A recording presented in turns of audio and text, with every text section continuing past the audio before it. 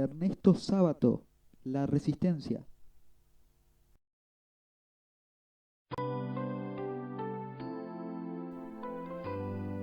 Ernesto Sábato fue un escritor, ensayista, físico y pintor argentino. Nació el 24 de junio del año 1911 en Rojas, provincia de Buenos Aires, República Argentina. Falleció el 30 de abril del año 2011 con 99 años de edad en Santos Lugares, zona oeste del Gran Buenos Aires, República Argentina. Entre sus obras más destacadas encontramos novelas tales como El túnel, Sobre héroes y tumbas y Abaddon el exterminador. Entre sus ensayos más destacados encontramos Uno y el universo, Hombres y engranajes, El escritor y sus fantasmas, Apologías y rechazos y La resistencia. En este video justamente analizaremos este último ensayo, que como bien acabamos de mencionar, es uno de los más importantes de toda su obra. A continuación veremos una entrevista a Ernesto, en la que él expresa su opinión sobre el hombre actual y la crisis en la que se encuentra. Sobre el hombre de nuestro tiempo y sobre lo que debe ser el planteamiento de la actitud del hombre ante el reto de la época. Sí, efectivamente, todo lo que yo he escrito, tanto en la novela como en el ensayo, es a propósito de la crisis del hombre de hoy, en cuya crisis yo he participado carnalmente, porque viví, como le digo, a la ciencia, hasta las fronteras mismas. Yo terminé mis estudios en París, volví a la Argentina y enseñé, hice trabajos de radiaciones atómicas, y enseñé teoría de Einstein, teoría de la relatividad en los cursos del doctorado. Así que llegué hasta las fronteras de la ciencia. Y me aterró. Yo estaba en París cuando la escisión del átomo de uranio, en el año 38, acontecimiento histórico que dividió a la humanidad en dos, puesto que de ahí salió la bomba atómica. Me aterró, filosóficamente hablando, este momento. Ahí es cuando empecé a comprender que la física iba a dominar el mundo y que la tecnología iba a arrasar con el hombre. Esto comenzó en el Renacimiento con la ciencia positiva. La ciencia positiva y la técnica permitió al hombre esta aventura prometeica, la conquista del mundo y la conquista de las cosas, el mundo natural, el mundo externo, pero a un precio paradójico y trágico. El hombre conquistó el mundo de las cosas, pero con un gran riesgo para su alma. Ha terminado por cosificarse. Él mismo se transformó en cosa. En las civilizaciones más avanzadas, técnicamente más avanzadas, como la norteamericana y como la rusa, ahí se ve palmariamente. Los jóvenes norteamericanos no se han sublevado por mejores salarios, y esto prueba que la crisis nuestra es una crisis espiritual y no económica. Se sublevaron contra el mundo tecnológico y tecnolátrico, la idolatría de la técnica. Contra eso tenemos que reaccionar. En esa época yo empecé a pensar mucho en esto y creí, y lo sigo creyendo, que el arte, de todas las actividades del espíritu humano, es la única que permite no solo la expresión de esta crisis total del hombre del siglo XX, porque es una crisis total, sino tal vez la única o una de las dos posibilidades de salvación del hombre. Porque en el arte el hombre está totalmente. La novela, por ejemplo, tiene ideas, eso pertenece al mundo racional, como la ciencia, como la filosofía. Pero en el otro extremo tiene símbolos, mitos, pasiones, y el hombre es la totalidad, esa integridad.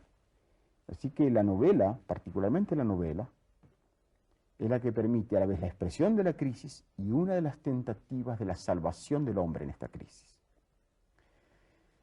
Eso lo creí desde el comienzo, en aquella época, pero lo he ido confirmando con los años. cada vez más creo en eso. Y ahora el mundo ya está, la crisis está a la vista, el desastre ecológico, la destrucción del hombre. Partiendo desde lo dicho por Sábato en esta entrevista, procederemos entonces a realizar el análisis de la resistencia.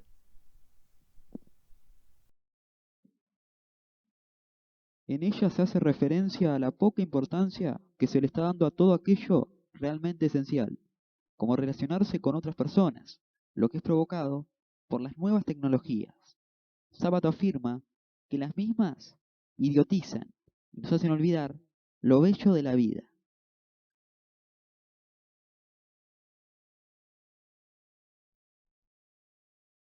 En ella se hace una analogía entre la antigüedad y la modernidad.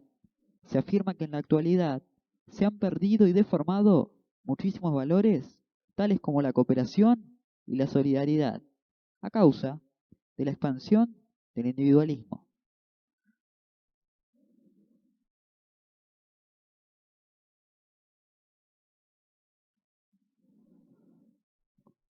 En ella se tratan conceptos muy complejos como el bien y el mal.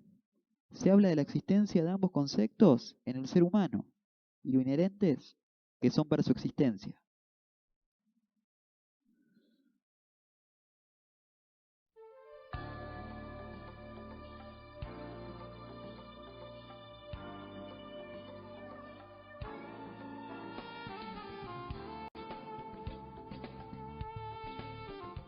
En ella se habla de la homogeneización realizada por la sociedad para la forma de pensar y de comportarse. Se tratan conceptos tan importantes como la libertad y la pérdida de esta a causa de la imposición de una verdad como absoluta y de un estereotipo de persona ideal. Se presenta el arte como la solución o el escape.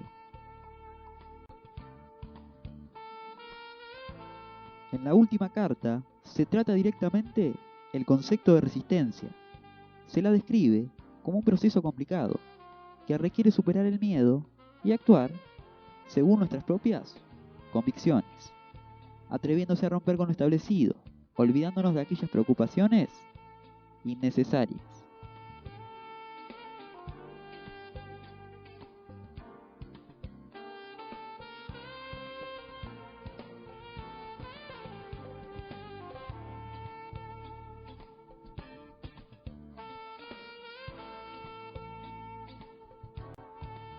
Sin duda alguna, es un ensayo que nos invita a reflexionar y cuestionarnos la forma en la que vivimos, en la que actuamos y, por supuesto, en la que pensamos.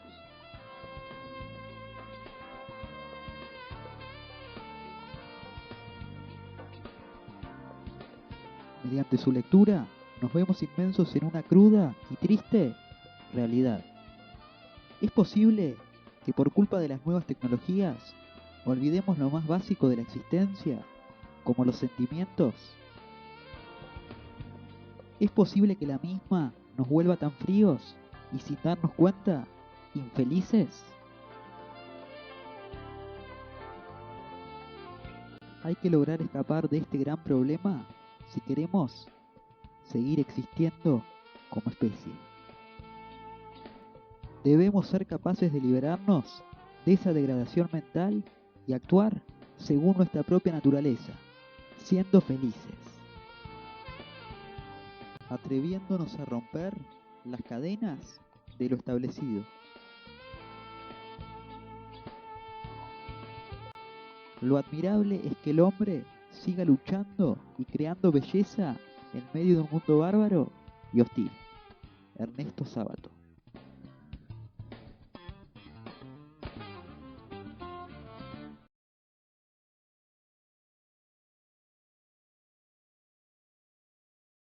Tras haber realizado este análisis, ¿podemos concluir entonces en que la resistencia es literatura?